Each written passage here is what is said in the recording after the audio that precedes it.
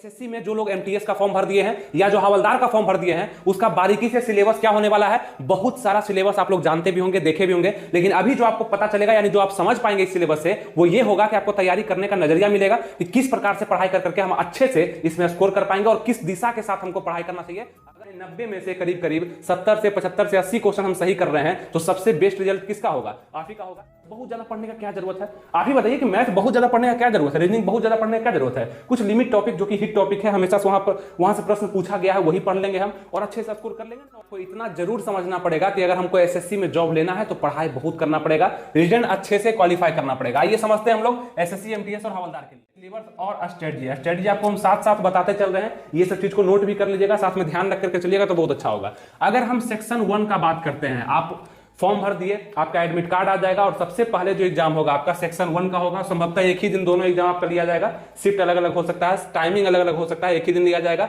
और सेक्शन 1 के जो आपके एग्जाम होंगे वो क्वालिफाइंग नेचर का होगा, मतलब बहुत ज्यादा दिमाग आपको इसमें नहीं लगाना है, यानी कि बहुत ज्यादा मेहनत आपको मैथ पढ़ने पर नहीं करना है, रीजनिंग पढ़ने पर नहीं करना है। अब ऐसा हम क्यों बोल रहे हैं? ऐसा इसलिए बोल रहे हैं क्योंकि आपके पास समय का लिमिटेशन होता है। अभी से कुछ ही दिन होगा एग्जाम होने में और पूरा समय आप मैथ रीजनिंग को परफेक्शन में लगा दिए, मैथ पढ़ने में पूरा जोड़ दिए, रीजनिंग पढ़ने में पूरा जोड़ दिया और बहुत अच्छे से उसको पढ़े, क्या फायदा होगा? यहां पे क्वालिफाई ही सिर्फ करना है। तो वो ध्यान रख के पढ़ना है कि उतना ही हमको पढ़ना है जिससे कि हम मिनिमम स्कोर उसमें कर लें। ज्यादा स्कोर करने के लिए मेरिट बनाने पर ध्यान देना है, मेरिट आपका ये दोनों बनाएगा, इस पे ज्यादा फोकस करना है। इसलिए इसको टफ भी रखा गया है। जीए का पोर्शन यहां दे दिया गया है, यही जीए अगर यहां दे देता तो ज्यादा अच्छा था। मैथ यहां दे करके तो पक्का सबका कट ऑफ हाई चल जाता, क्योंकि मैथ क्या है ना, मैथ रीजनिंग क्या है, एक लिमिटेशन है। प्रॉफिट एंड लॉस हो गया, एवरेज हो गया, नल टंकी हो गया, आपका ट्रेन का क्वेश्चन हो गया, औसत हो गया, मतलब यही सारे क्वेश्चन जो है, अरिथमेटिक हो गया, एडवांस हो गया, नंबर सिस्टम, यही सब क्वेश्चन वहां पे पूछे जाएंगे। इससे बाहर तो नहीं पूछेगा। और एक नॉर्मल लेवल में सिलेबस है, नॉर्मल लेवल का एग्जाम है तो नॉर्मल ही पूछेगा। तो लोग इसको समझ जाते हैं, लिमिट कर लेते हैं, इसलिए यहाँ पे कट ऑफ जाने का संभावना ज्यादा होता है। इसलिए एग्जामिनर भी होशियार है, वो रख दिया मैथ को यहाँ पे सिर्फ क्वालिफाई करवा लेंगे, सिर्फ हम ये जान लेंगे कि तुम मैथ जानता है कि नहीं। बहुत ज्यादा प्रांगत हमको मैथ में नहीं चाहिए। उसके बाद देखेंगे यहां से मैथ में कितने क्वेश्चन, 20 क्वेश्चन, रीजनिंग में 20 क्वेश्चन, दोनों मिलाकर कितना हो गया? 40 क्वेश्चन, जो कि आपके सेक्शन 1 में आने वाला है। टाइम आपको यहां पे 45 मिनट का दिया जा रहा है। आप यहाँ पे 40 क्वेश्चन देख लें 45 मिनट में।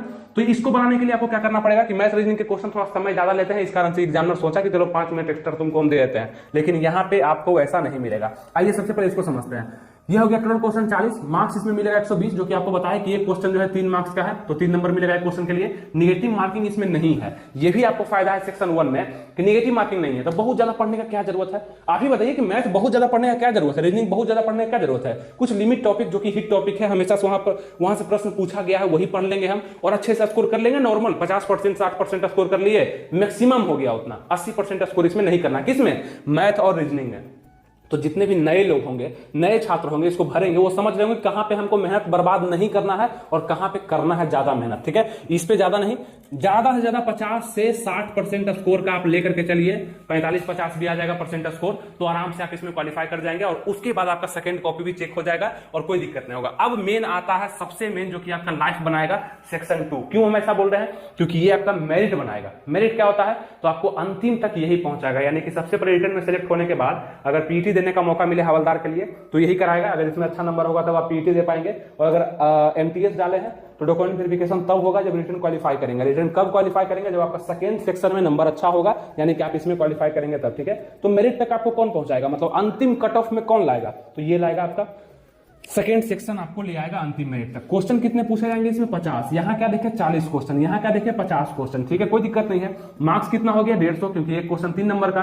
टाइम कितना हो गया? 45। यहीं पे दिक्कत है, 45 मिनट में 50 क्वेश्चन करना है। किसका क्वेश्चन करना है? तो जीके का क्वेश्चन, करेंट अफेयर्स का क्वेश्चन, जो कि पढ़ने के बाद समझना पड़ता है और ऑप्शन में हमेशा कंफ्यूजन रहता है कि ये होगा कि ये होगा, हमेशा से ऐसा होता है। उसमें आप लोग को समय कम दिया गया। और इंग्लिश तो चलिए ठीक है, पढ़ने के बाद बना दीजिएगा जल्दी से, पैसेज वगैरह आता है इसमें, बना दीजिएगा।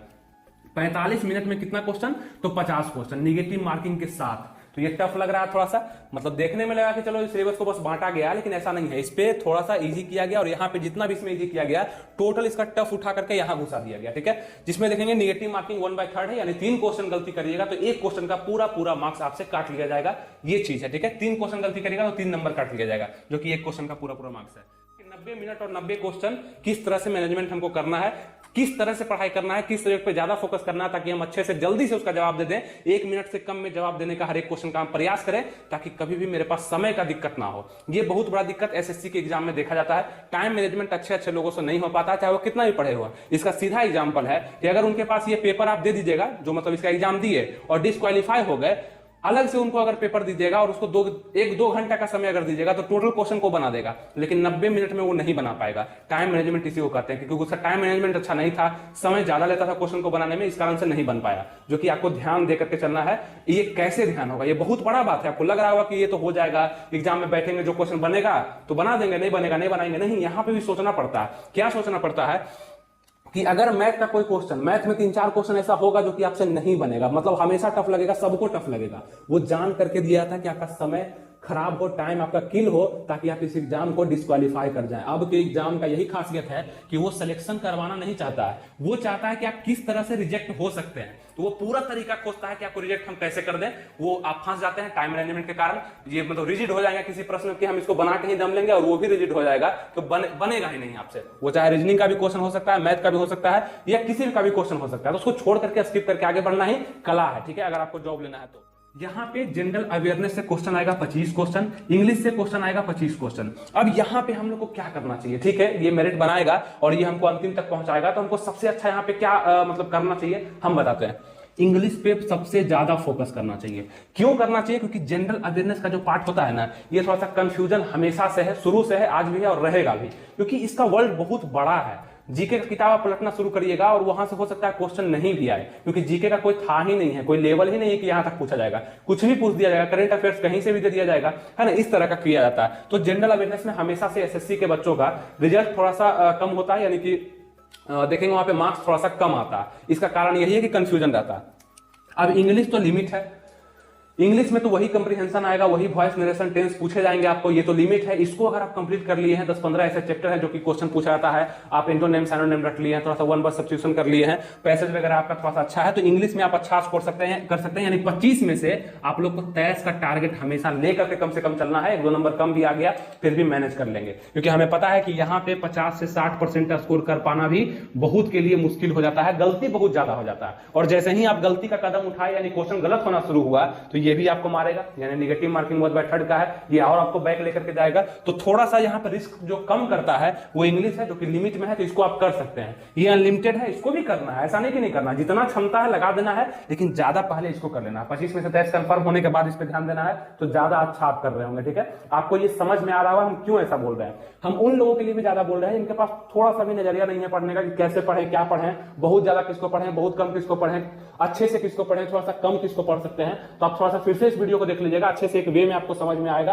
और सेव करके रखिएगा, हमेशा के लिए आपको ये काम आने वाला। ठीक है, अब बात करें कि सेक्शन 2 तो बहुत ज्यादा महत्व रखता है, यानी यहाँ पे स्कोर करना बहुत ही ज्यादा जरूरी है हम लोग के लिए। लेकिन एक स्ट्रेटजी जो कि आपको हम बताएं, इसको आप समझ रहे होंगे और अच्छे से इसको अप्लाई करके देखिएगा। जरूर ऐसा आपको लगेगा कि कहीं ना कहीं मेरा हर चीज सुधरते जा रहा है, और एग्जाम में अचानक से स्कोर भी आपका बढ़ जाएगा। यानी कि इंग्लिश पर आपका अच्छा कमांड है, आप 23 नंबर ले आए, और जीए में भी संभवतः अगर आप ऐसे भी किए तो 17, 18 या 19 नंबर ले आए, तो आप बहुत आगे हो गए सब लोग से। कोई नहीं इतना कर पाएगा। आपको लगेगा भले कि बहुत महान प्लेयर हैं पढ़ाई में, लेकिन नहीं कर पाएगा। वो सिर्फ आप कर पाए क्योंकि आप एक वे में तैयारी किए, आप मेहनत पे बहुत ज्यादा फोकस नहीं किए, क्योंकि ये मेरिट नहीं बनाएगा।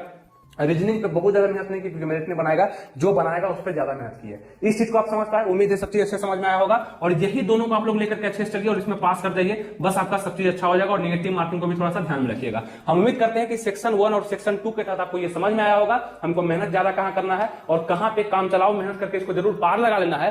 फेल नहीं हो जाना, ऐसा नहीं कि इसमें फेल हो जाएगा तो ये कॉपी भी जांच नहीं होगा और आप पीछे हो जाएंगे। उतना ही करना है जितना ये मांग रहा है, और इसमें उतना करना है जितना इसको चाहिए, उससे भी ज्यादा हमको कर देना है। समझ में आ गया?